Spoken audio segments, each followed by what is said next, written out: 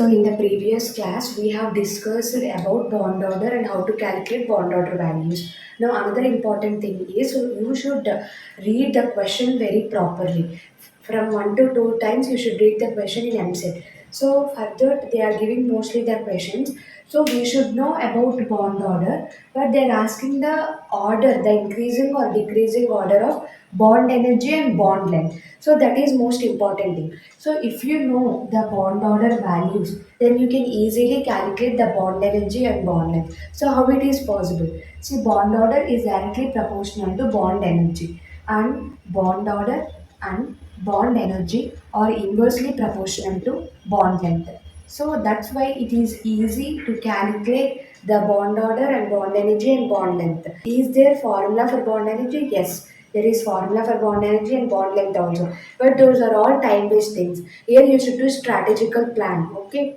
So for example, they have given the question like this: N2 O2 plus, next N2 plus 2. So they have given like this. So they told the increasing the bond energy order, the bond energy order and bond length order.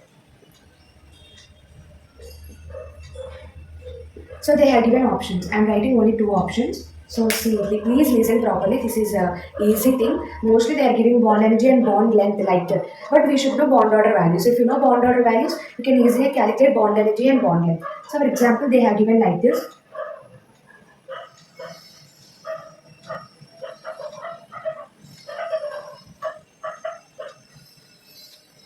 So bond energy.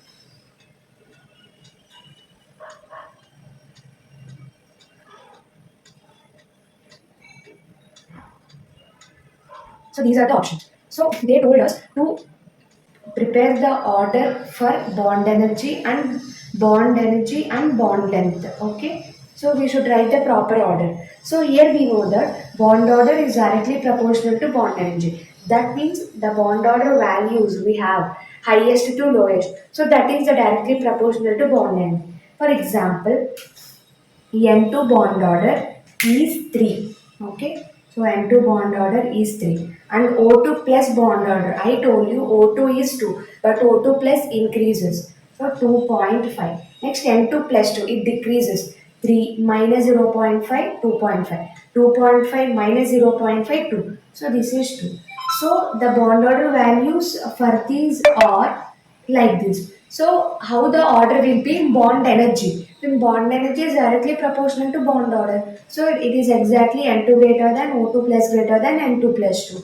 What about bond length? It is quite reverse process, because bond length is inversely proportional to bond energy and bond order. So the order will be like this, means N2 plus 2 is greater than O2 plus is greater than N2. So answer is this. And another thing is from top to bottom. See, from top to bottom,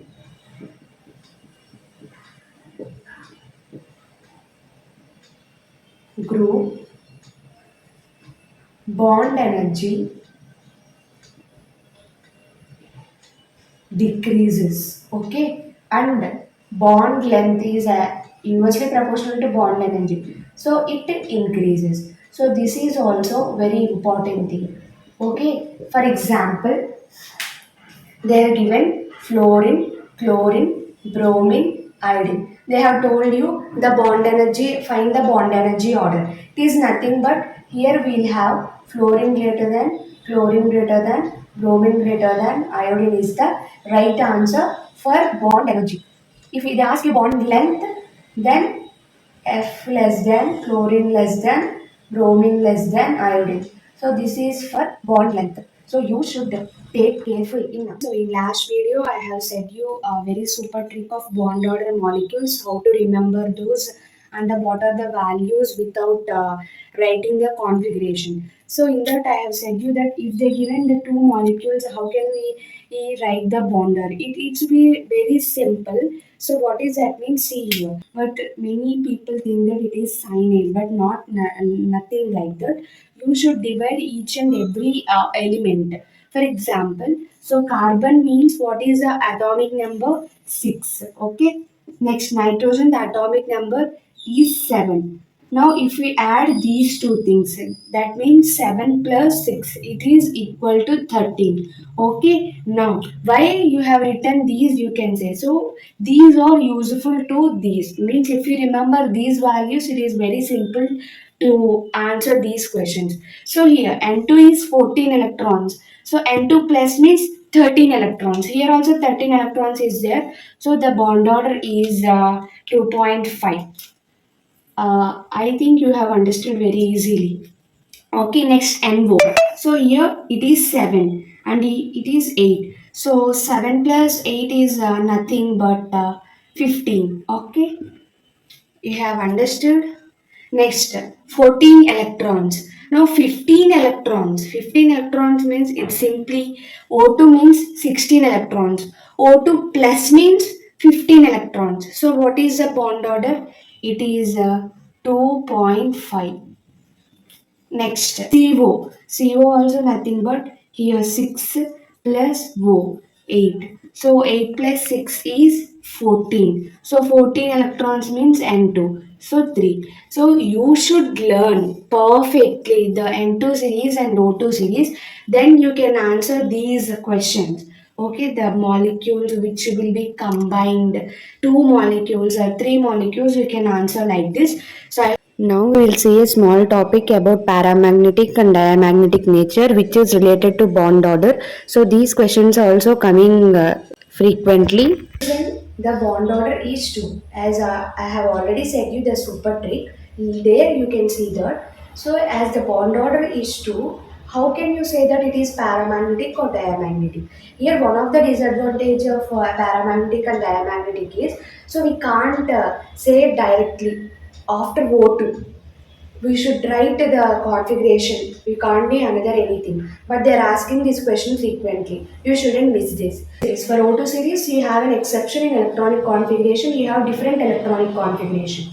That is 1s2, 1s2, and we'll have pi and pi star as combined thing. There you have one of the unpaired electron. So if you have unpaired electron, it is paramagnetic in nature.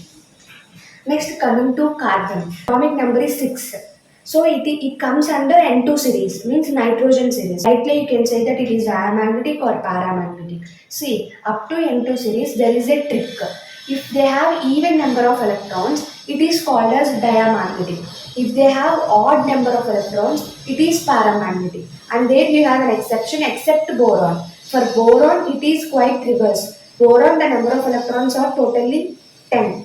B2 molecule, right? So it is a diatomic molecule, B2 10. So they even, but you will write it as paramagnetic. How that was happened, I will show here. So carbon, it comes under N2 series. So the number of electrons are 12, it comes under diamagnetic. Next N2. So N2 series 14, number of electrons are 14. It is even. So it is diamagnetic. Next, beryllium. So beryllium it is 4, it comes under diamagnetic because even number of electrons. See, E is needed to D in alphabetical order. So dia means even, paramagnetic means odd. Okay, next boron. So why there is exception? Boron 1s2, 2s2, 2s2 and this is antibonding pi 2px1, pi 2py1. So here you have one electron. Where you have unpaired electrons, it is paramagnetic. And another short trick is, if your bond order value is decimal point, then simply the answer is paramagnetic. Okay. So in the questions maximum they are giving you the fractional decimal point bond order values and simply they are giving these series also. N2 plus the bond order is 2.5. So 2.5 means it is paramagnetic in nature. So this is about paramagnetic and diamagnetic in nature frequently asked question in Eamcet.